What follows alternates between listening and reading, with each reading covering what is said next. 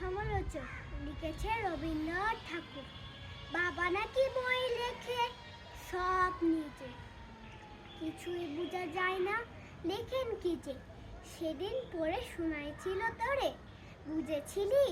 বল মা সত্যি করে এমন লেখায় তবে বল দেখি কি হবে। ঠাকুরমা কি বাবাকে কখনো রাজার কথা শোনায়নি কি কোনো? সেসব কথাগুলি গেছেন বুঝি ভুলি। স্নান করতে বেলা হলো দেখে তুমি কেবল যাও মা ডেকেই ডেকে।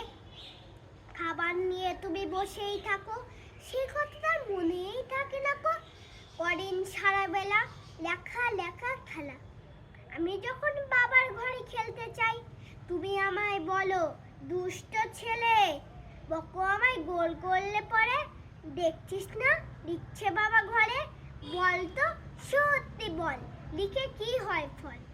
আমি যখন বাবার খাতা টেনে লিখি বসি দুয়াত কলমে নে, ক খ গ ঘ ও হজা বড়া। আমার বেলায় কেন বাড়াক করো? বাবা যখন লেখে কথা কও না দেখে। বড় বড় রুল কাটা কাগজ নষ্ট বাবা করেন নাকি রোজ? আমি যদি নৌকো করতে চাই অমনি বলো নষ্ট করতে নাই। সাদা কাগজ কালো করলে বুঝি ভালো?